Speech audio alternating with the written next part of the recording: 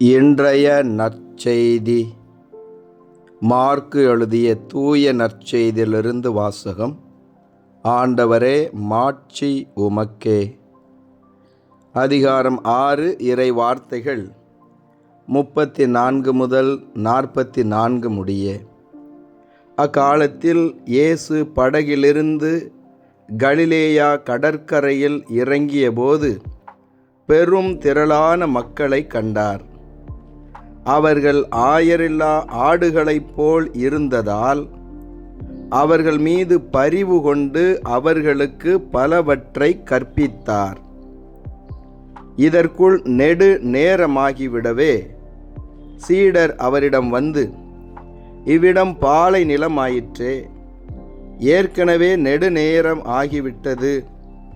சுற்றிலும் உள்ள பட்டிகளுக்கும் ஊர்களுக்கும் சென்று உண்பதற்கு ஏதாவது அவர்களே வாங்கிக் கொள்ளுமாறு நீர் மக்களை அனுப்பிவிடும் என்றனர். அவர் அவர்களிடம், நீங்களே அவர்களுக்கு உணவு கொடுங்கள் என்று பதிலளித்தார். அவர்கள், நாங்கள் போய் 200 தெனாரியத்திற்கு அப்பம் வாங்கி இவர்களுக்கு உண்ண கொடுக்க வேண்டும் என்கிறீரா என்று கேட்டார்கள். அப்பொழுது அவர், உங்களிடம் எத்தனை அப்பங்கள் இருக்கின்றன, போய் பாருங்கள் என்று கூற, அவர்களும் பார்த்துவிட்டு 5 அப்பங்களும் 2 மீன்களும் உள்ளன என்றார்கள். அவர் எல்லாரையும் பசும்புல் தரையில் அமரச் செய்யும்படி சீடர்களை பணித்தார். மக்கள் 100 பேராகவும் 50 பேராகவும் வரிசை வரிசையாய் அமர்ந்தனர். அவர் அந்த 5 அப்பங்களையும் 2 மீன்களையும் எடுத்து வானத்தை அண்ணாந்து பார்த்து கடவுளை போற்றி அப்பங்களை பிட்டு அவர்களுக்கு பரிமாறுவதற்காக தம் சீடரிடம் கொடுத்தார். அவ்வாறே அந்த 2 மீன்களையும் எல்லாருக்கும் பகிர்ந்தளித்தார். அனைவரும் வயிறார உண்டனர். பின் எஞ்சிய அப்பத் துண்டுகளையும் மீன் துண்டுகளையும் 12 கூடைகள் நிறைய எடுத்தனர். அப்பமுண்ட ஆண்களின் தொகை 5000. ஆண்டவரின் அருள்வாக்கு. கிறிஸ்துவே உமக்கு புகழ். ஆண்டவர் இயேசுவில் அன்பார்ந்த இறைமகன் கேத்தலிக் டிவி நேயர்களே, உங்கள் அனைவரையும் இயேசுவின் பெயரால் அன்போடு வாழ்த்துகிறேன். உங்கள் அனைவருக்காகவும் நான் திருப்பலி ஒப்பு கொடுத்து சிறப்பாக ஜெபம் செய்கிறேன். இன்றைய நற்செய்தி வாசகத்திலே பார்க்கிறோம், நம் ஆண்டவர் இயேசு கிறிஸ்து படகில் இருந்து கலிலேயா கடற்கரையில் இறங்குகிறார். பெரும் திரளான மக்கள் ஆயரில்லாத ஆடுகளைப் போல் இருக்கின்றார்கள். ஆயனில்லாத ஆடுகள் என்றால் அவர்களை வழிநடத்துவதற்கு, அவர்களுக்கு வழிகாட்டியாக இருப்பதற்கு, அவர்களை பசும்புல் வெளி மீது அழைத்துச் செல்வதற்கு ஒரு நல்ல தலைவன் இல்லை.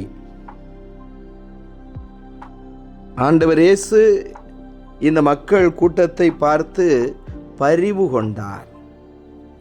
என் அன்பு சகோதர சகோதரிகளே, பழைய ஏற்பாட்டில் பார்க்கிறோம், இஸ்ரேல் மக்கள் தங்களை வழிநடத்த ஒரு அரசன் வேண்டும் என்று கேட்கிறார்கள்.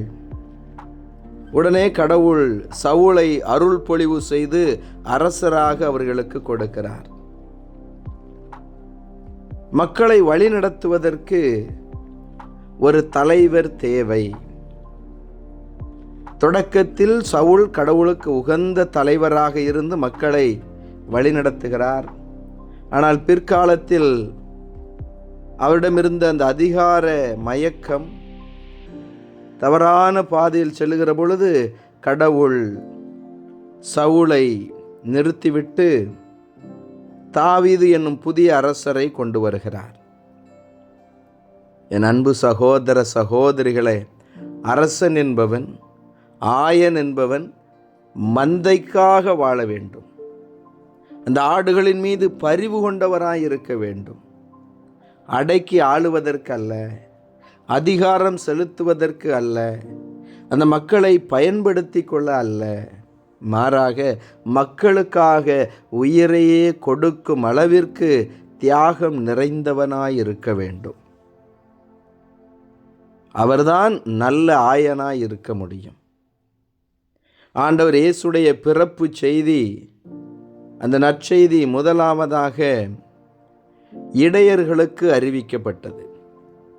ஆடுகளை காவல் காத்து கொண்டிருந்த மேய்ப்பர்களுக்கு, அவர்கள் இரவு வேளையில் ஊரில் தங்கி இருக்கவில்லை, தங்களுடைய வீடுகளில் தங்கி இருக்கவில்லை, மாறாக ஆடுகள் எங்கே அடைந்திருக்கின்றனவோ அங்கேதான் இருப்பிடம் அமைத்து அங்கே ஆடுகளோடு தங்கியிருக்கிறார்கள். ஏனென்றால் ஓநாய்களிடமிருந்து ஆடுகளை பாதுகாக்க வேண்டும். நல்ல ஆயன் ஆடுகளை அறிவான். நல்ல ஆயன் ஆடுகளோடு தங்கி இருப்பான். நல்ல ஆயன் ஆடுகளுக்காக தன்னுடைய வாழ்க்கையை அர்ப்பணிப்பான். நம் ஆண்டவர் இயேசு வார்த்தையான இறைவன் மனிதராக நம்மை தேடி வந்தார். அவருக்கு இம்மானுவேல் என்று ஒரு பெயர் இருக்கிறது.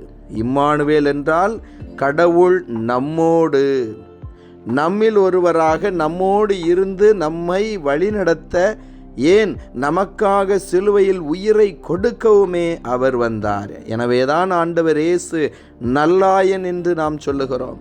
அந்த ஆயன் நமக்காக சிலுவையிலே உயிரை தியாகம் செய்தார், நமக்காக இரத்தம் சிந்தினார், நமக்காக எந்த குற்றமும் அறியாமல் பாவத்தை நமக்காக எல்லா மக்களினுடைய பாவத்தையும் சுமந்து கொண்டார்.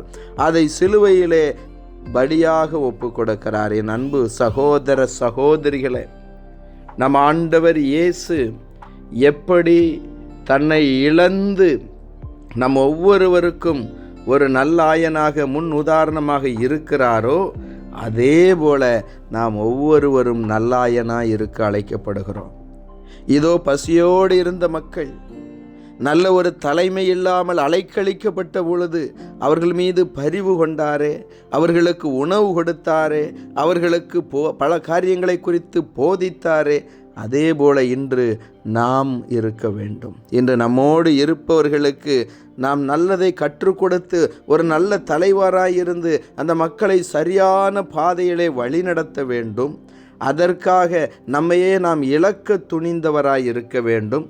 பரிவு உள்ளம் கொண்டவராய் இருக்க வேண்டும். இன்று நாம் ஏதோ ஒரு இடத்திலே, ஏதோ ஒரு நிலையிலே குடும்ப தலைவராக, தலைவியாக ஒரு கூட்டத்தை வழிநடத்தக்கூடிய இடத்திலே பொறுப்பில் இருக்கிறோம் என்று சொன்னால் முதலில் நாம் பரிவுள்ளம் கொண்டு இருக்க வேண்டும்.